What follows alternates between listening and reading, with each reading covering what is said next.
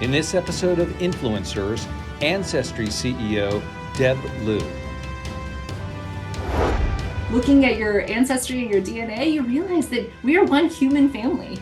It's really important that you be able to have control over your privacy. Knowing that history, the resilience that our families had over many generations is an important part of who we are.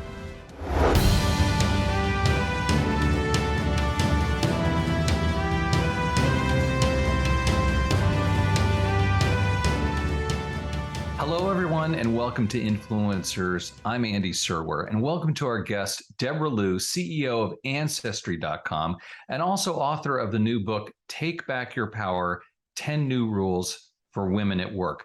Deb, nice to see you. Thanks for inviting me here.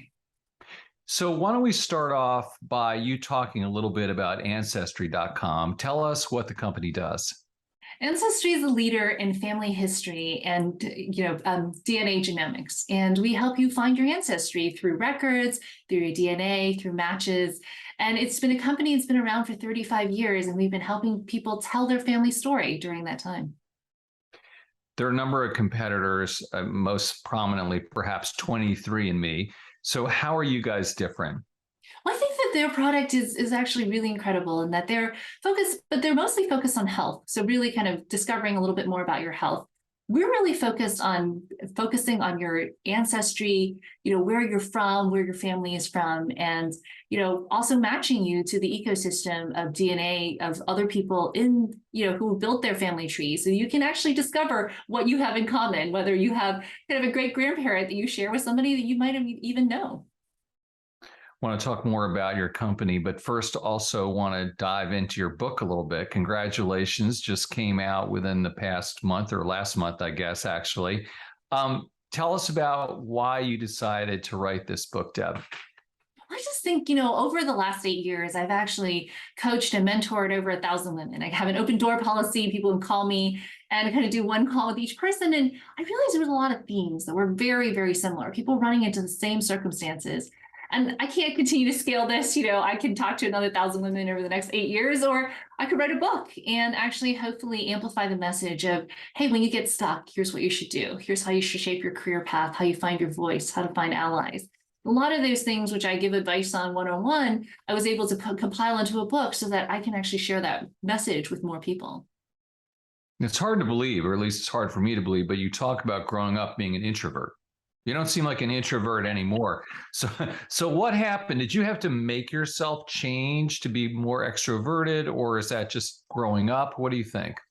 Well, I've been reading the book Quiet from Susan Cain and introverts, and the power of introverts. And I grew up an extreme introvert. And in fact, I grew up in a small town in the South, looking as I do, being really different, and people telling me to go back to where I came from. And for me, just being quiet and being unassuming actually helped me a ton. I was already naturally shy, and that just made me kind of clam up. And I realized that it just wasn't working when I got to the workforce.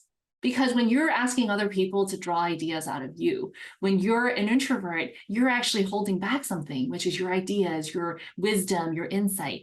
And so I forced myself to learn the skill of actually learning to speak up. And, for me, I treat it like a skill like any other. Just like learning a foreign language. It was like a foreign language to me, actually, and so foreign to how I grew up, how I learned to speak. And yet at the same time, really finding my voice was really powerful and actually getting to me to where I am today. I mean, you could have taken another path, which is just remained an introvert or not achieved the way you've achieved. And I'm just wondering, have you ever thought about what drove you to actually go out and do what you've done in the world, as opposed to just sort of not taking those steps? Well, I think that you can have a choice in life, right? There are things that you can't control and things you can. And I said, you know what? The things I can't control, like I am going to take every advantage and understand what it takes to be a leader. And a lot of that coaching I got from my mentors, from my sponsors, was you need to learn to speak up. You need to push for your ideas. You're not doing anyone any favors by withholding your ideas and your thoughts. And so it took me a long time to get there. And, I think we have a choice. We can either have a learning mindset and we can continuously say, what's going to help me grow? Or we can stay in our comfort zone. I worry that sometimes we just say, well, this person's introverted, this person's extroverted, and therefore. And I said, As opposed to saying, I'm an introvert, and that's the end of the sentence. Why don't we say, I'm an introvert, but I can learn to speak up. I can share my ideas. And it's not a fixed thing. I still, at the end of the day, run out of words, as I tell my husband, who is an extrovert. However, I just value the idea that we are always a lifelong learner, and we can always continue to grow and iterate and change for the better. You're not the first person, Deb, to write a book about women in the workplace and the challenges they face and ways to circumvent those challenges. What do you think? Is there something different about your message and that you have to share? For me, I've read a lot of those books, and I love the book Lean In, by the way. So Cheryl is my mentor and my sponsor. She actually wrote the foreword to my book. And, it's funny, I am only where I am today because she gave me the Lean In talk before the Lean In talk was a thing, and before, she wrote that book. And she said, don't leave before you leave. You should show up. You're between, had just had my second child. I was breastfeeding, and she's like, you should join Facebook. You should get on the rocket ship. And she gave me the talk, and I actually took that, and the next 11 years had an incredible experience at the last company I was at. And, I just think that each book tells a different point of view. I think with Lean In, it was an incredibly empowering book, and it really transformed my life. For me, I really wanted to focus on the really practical tips of the day-to-day, which is not just the inspiration of showing up, but how to do that on a very tactical basis. And, my book is much more, the first chapter is really, here's the playing field you're on. And then the next 9 chapters is, and given the system you have, here's the playbook to address it. And I went with something that was much more day-to-day, here's what you need to do. And it's because sometimes, there isn't enough detail of the guide. And so I really wrote the guide on, here's what you should do when you show up to a meeting. This is, and a lot of that was really kind of born from the idea of not just inspiring women to lean in, but actually telling them the details of how to make it happen through the stories of many women that I've interviewed. There's some people who say that progress is just naggingly slow, that really women haven't made much progress, maybe particularly in Silicon Valley, maybe particularly in product and engineering roles, which that's your background. How optimistic are you? And, without being Pollyannish, like, oh, of course I'm optimistic. I mean, has change really occurred? And do you think it's really continuing to occur? Well, I tell the story in the book of Lenore Blum, where over 40 years ago, she and her friends wanted to bring more girls in STEM. They were at Berkeley. She was a math professor. And eventually her contract wasn't renewed at Berkeley. She was almost fired from her next university. And it was just a time when women didn't get PhDs in math. And for 40 years, she and her friends created this organization, brought 1 million girls through to encourage them to become STEM, study STEM in college. And when we went to the 40th anniversary dinner, she's like, I thought we would have made more progress at this point. But they had made tremendous progress in so many ways, and there was just still so far to go. And so I write this book from a place of hope, which is we are making progress. The next 40 years are going to be better than the last 40 years. Because I've had women math professors, I have worked with incredible women leaders in a time when 40 years ago, they didn't have that. There were no role models. And so I think in 40 years, it's going to be so much better.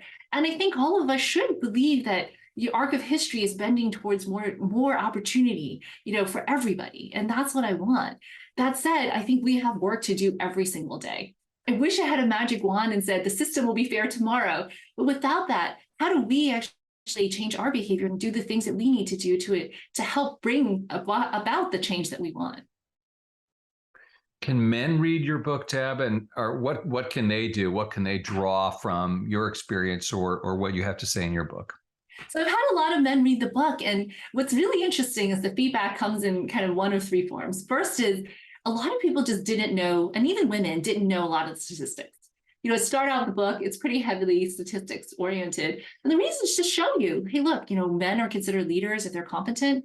Women are considered leaders. They have to be competent and warm. Is that fair? No, there's a double standard. And yet at the same time, that's the reality. And by the way, other women expect that of women as well. Or, things like for every 100 men who are promoted to management, 86 women are. That is just the reality of where we are today. And I don't think these aren't salient points of view that people have or the stats that people have at the top of their head. But I think revealing that and saying, hey, if there are 4 candidates in a pool and one of them is a woman, she has 0 probability of getting that job. And any individual woman or man would never have any idea that this happened because you don't see what the candidate pool looks like when you're on the other side. And so really just sharing some of the data and then saying, hey, this is the system that we live in today. How can you be a great ally? So that's one, is just knowing the stats. I think for a lot of men, just kind of seeing that on paper has been helpful. The second one is, I think a lot of men don't hear the conversation that women have. So I recently did a book reading and it was like 90 women and maybe 5 men. And it was so interesting because the men afterwards came to me and said, we never hear about these challenges women talk about. And I said, it's because we don't spend our time at work talking about this, right? But we talked about breastfeeding and maternity leave and some of the challenges of being a working mother or, being dismissed as not being the leader. And it was just kind of revealing for men to see it from that perspective. And I think the third is, a lot of these tips are very universal, having a learning mindset, finding your voice. Even for introverts, a lot of men, especially who are introverts or minorities, have said that this was also very useful for them. And that's why I wrote it just for women. And so I think it just depends on where you situate. But I hope that this will make everybody better allies, mentors, and sponsors with all the people around them, especially people where they don't see some of the challenges that the other folks that are around them face. You talked about Facebook. I want you to delve into that a little bit more for us, Deb. What did you take away from your time there? Maybe talk a little bit first, I guess, about what specifically you did, and then getting back to what you garnered from that. Yeah, so I started out in a team, on the payments team, and eventually worked on payments and games. And then I worked on app install ads, the Facebook audience network, which is the ad network for mobile. And eventually I led the development of what was called at the time Facebook Pay, and now is Meta Pay, and Facebook Marketplace, which is the commerce experience used by over 1 billion people. And so during my 11 years there, I've worked on many products and owned many, many different things. And it was an incredible adventure. I think the thing I learned the most is that a small group of people who really care about a product or a problem can solve so many things. And whether that's within a company or outside of a company, is that technology has the opportunity to connect 1 billion people to buy from their local community. It has the opportunity to make it possible for small businesses to grow. And I think that that's the most important message of tech, is that sometimes we hear a lot of criticism about tech. But think about what the opportunities it's created as well, that people can start companies and support their small businesses and make them more efficient every single day because of technology. Yeah, you help create Marketplace, right? I mean, which is, an incredibly important part of that company. What is the culture like at Facebook? I mean, you talk about working with Cheryl and you wrote about your interview with her and her putting in one role and then you having the idea, I guess, for Marketplace essentially. And so what is it like? And, with Rob Cox and Zuckerberg and all the rest of those people? Well, I think, a lot of people see them as, something like, somebody you see on TV or somebody you read articles about, but, it's just incredible how human and how kind. And, these are people who are friends, these are people we spend time with and, really learned and built together with. And I think that, a lot of times when, you read a lot of articles, it's more, it's talking about something that's like a specific issue and it kind of mentions someone's name. But instead, I think that they're building something that's really important to the world, being able to connect people, to communicate, to grow businesses, to help people succeed and to create kind of more in the world. And that's what's really incredible. And that's why the mission is so important there. And finally, on Facebook, I mean, you talk about it as a place where that's building something incredible. The company's had some problems. I think even senior management would acknowledge that. What are the problems to your mind, Deb, and how systemic are they and how can they be fixed? Well, I think the problem in all technology, new technologies, is that, just as every technology has ways that people exploit it, people use it for bad means, every technology has faced this. And, it wasn't, phone scams are a real thing. And I remember, we talk about, a technology enabling so many things, and yet there's also opportunity for people to exploit and take advantage. And I think it's important that companies who work in these spaces work on, how to work on regulation as well as, protecting people from those things that happen. But those things are constantly evolving. If you actually look, like, for example, Facebook has taken down more fake accounts than there are people in the world at this point, something like that. And so people are trying to exploit the ecosystems that they built because they are so powerful. And really, protecting people and protecting, the way that we're able to communicate is really important. And that's something which the company is very focused on. So how is it that you left Facebook and became the CEO of Ancestry.com? I had talked to several companies about different roles and as a CEO, and when I got the call about Ancestry, it felt really right. Telling your family story. I'm very close to my family, even though I grew up really far away from them. We were half the world away, half the country away from most of my family. And so really, capturing your family story, telling your family history is such an important part of my own life. And so it just felt really right when they called. And, I just knew that this was the opportunity for me because I think, especially during COVID, we realized just how important our family was when we couldn't see them anymore, when we couldn't connect with them, when they were sick. And, it's one of those things where it was a reminder that what we have in life is our health, our family, our friends, and those are more important than other things. And so, this is a company that's really dedicated to that. And it's really capturing your own family story, but to share with your own family and to have, a history for your children and your grandchildren as well. Yeah, maybe expand on that a little bit, Deb. What really is the benefit of people learning about their ancestry? I mean, how does that help us as human beings? Well, I just think, for example, during the Ukraine war, you see people go to a train station and they say, do you want to go to X country or Y country? This will take you to X, this country, and this will take you to another country. And people are deciding the future of their world with a decision at a train station with all the things that they have. And so much of that was the history of how we, especially in America, a family, a country of immigrants who decided to get on a boat and, come to this country. And for my parents coming to America with almost nothing, they came to go to college. They had a few $100s and a couple suitcases, and they built a life here, not knowing if they were ever going to make enough money to go home. And, they started a life here and they didn't go home for a long time because they couldn't afford it. And at the time, it wasn't like they could afford to call or, and this changed the trajectory of their future generations. And so knowing that history, the resilience that, our families had over many generations is an important part of who we are. And I think that makes us more resilient as a society. I also think it's really important that we realize that we're more interrelated than we think. Looking at your ancestry and your DNA, you realize that we are one human family. And, seeing the connections you have with people who don't necessarily look like you, but are part of, who you are. That is an incredibly powerful message that I hope, people will see. Yeah, people are fascinated by this stuff. I saw this article in the paper just last week about people finding each other who looked a lot like each other. And then it turned out they were, in many cases, related, right? Yeah, the doppelganger article was incredible. Yeah. But it's amazing to find somebody who looks like you. And it turns out you share a lot of DNA. And so, you have such similarities. And it is such an incredible story that two strangers can meet and actually be related through DNA and yet never know that. Right. Yeah. No, I love that. Tell us more about Ancestry.com in terms of how many people work there and the business model. Yeah, we have about 1,500 employees, and we're really focused on really a lot of the focus is on the DNA business as well as the family history business and basically discovering your roots.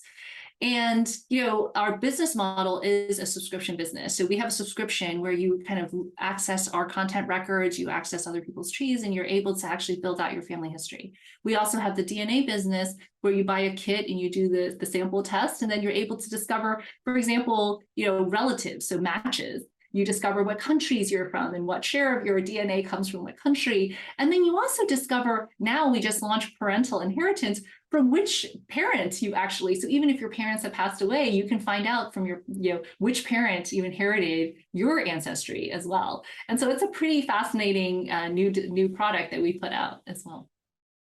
My understanding is that in the past, Ancestry has faced criticism for working best for people of Western European descent? And what is Ancestry doing to be more inclusive to people of different heritages, Deb? Well, once I joined the company, we embarked on a project and kind of a strategy called Ancestry for All. And that is to make Ancestry more accessible to everybody. Part of it is we've had an incredible 35-year history. We have worked with governments, we have scanned documents, we have collected the best collection of, genealogy records, public records, archives in the world. And a lot of that happens to be our roots, right? We worked with a lot of Western European governments, for example, and that's where a lot of the best records come from, a lot of the ship records, things like that. And that's been incredible. But we have more work to do. We have expanded our collections recently to, we put out the Freedmen's Bureau and the Freedmen's Bank, which came out after the Civil War. We've also worked on a number of different initiatives to bring on records from other countries, such as Latin America and areas, that we traditionally have not had as many records for. And we're diversifying our DNA to make sure that we're getting samples from other places so we can get more fidelity around different ethnic communities as well. And so we're getting better every day. We still have a long way to go, but I think that, everybody loves their family equally wherever you're from. And so how do we actually make our product more accessible? We are working on being able to do more storytelling. So if you don't have records, for example, and I didn't have a ton of records because my parents and my in-laws immigrated to the US, now we can tell our own story. We can upload, we recently launched the ability to upload and correct photos, making it easier for those shoe boxes of photos you have to actually be digitized and share with your family. Being able to create sharing with your family within the product as well. So we have a lot of work that we've done to actually bring us to where we are, but we still have a journey that we need to go on together. So what mechanisms do you have to protect privacy? Well, I think privacy is really incredibly important to us. You can do your DNA test, and then you can also delete the sample if that's something that you want, or not match with other people. So we do make it possible for you to actually protect your privacy in that way. But in other ways, it's really important that you be able to have control over your privacy. So really, you consent to this to how we use the DNA. We also ensure that we are encrypted so that people don't have access to match your DNA to your name and identity in a number of different checks and balances across our system. And then obviously security and privacy go hand in hand. So obviously we make sure that we have really secure storage so that we do not actually accidentally or intentionally have somebody actually get access to the DNA. What is the growth trajectory of the company like, Deb, and how do you measure that? How susceptible would you guys be to an economic downturn? How cyclical? What does exposure to the economy look like? Those types of things.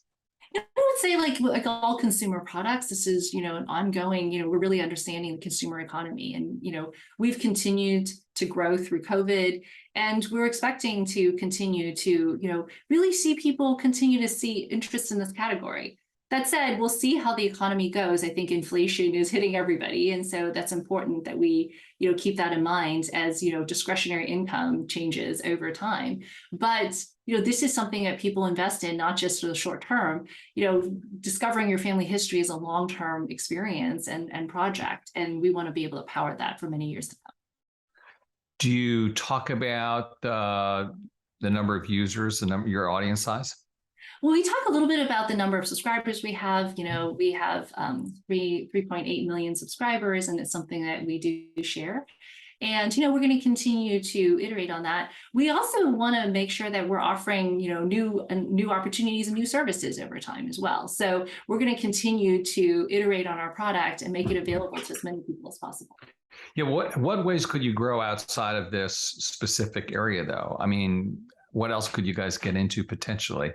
Well, let's say, for example, bringing more of your family members. So not just having one person be a subscriber, but, engaging in social and community activities, building your family story together, sharing memories of your grandmother with your cousins, those types of things, which is, maybe one person subscribes, but multiple people are able to participate in the storytelling together. So that's some of the work that we're doing, is actually to make this a family activity. We call it going from me to we, which is, 2/3 of people told us that the reason that they do family history is to share with their family.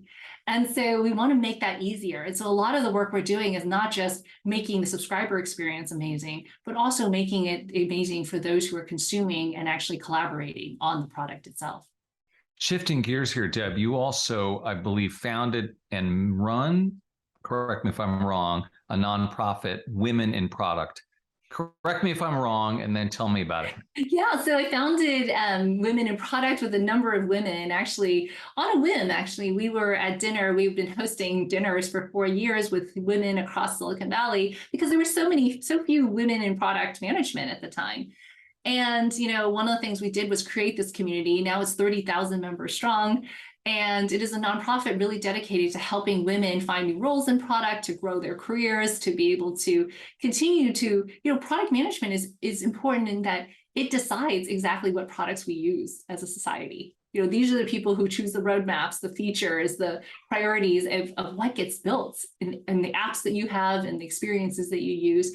And so that is a really important function. And for a long time, there were a lot of women in the function, and then it suddenly dried up and nobody knew why.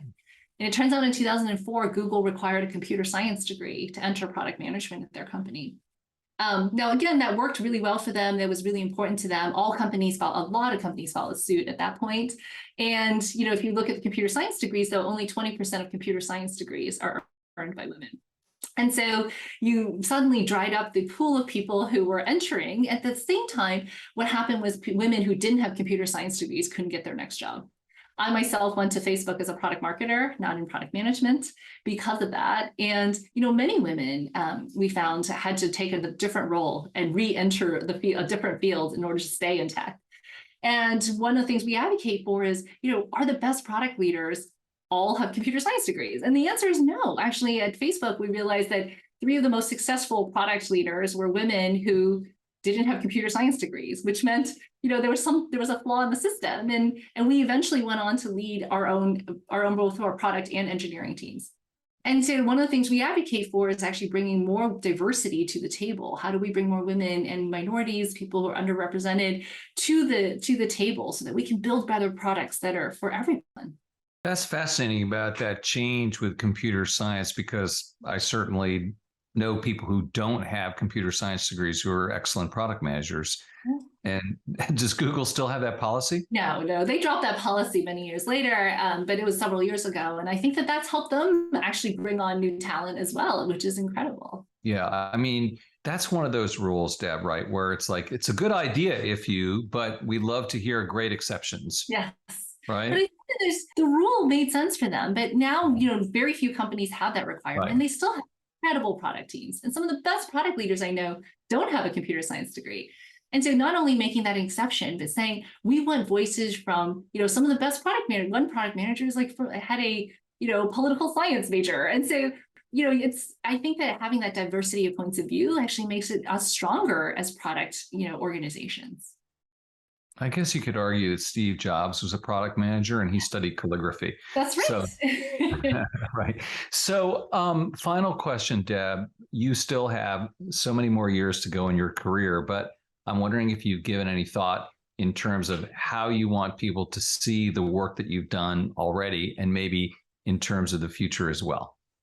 Well, as I write in the book, the last chapter is called Making Your Mark, which is, what is a legacy you want to leave? Right. When I first got to business school, they asked us to write our obituaries at the very start of school. And of course, we were 20 somethings and, we laughed about it, we wrote it and we joked about it. And then when we hit our 15th reunion, 2 people had passed away. Mm. And so, I think the question we should ask ourselves is, what are we leaving the world better than we found it? Every interaction, every moment, are we helping or are we hurting? Are we creating good or are we creating hurt? And, I think that that's how I really want to look at the world, which is, each day you have the opportunity, you make, thousands of decisions. You probably meet several dozen people over email or chat, or, you're touching all of these people's lives. Are you making it slightly better? Or are you making things worse? And I just hope that people will say, every opportunity she got, she left everything better than she found it. And whether it's a relationship, whether it's, whether it's just a communication. And so I do think that that's what I hope for and how I live my life every day. Deborah Liu, CEO of Ancestry.com and also author of the new book, Take Back Your Power, 10 New Rules for Women at Work. Thank you so much for your time. Thank you. You've been watching Influencers. I'm Andy Serwer. We'll see you next time.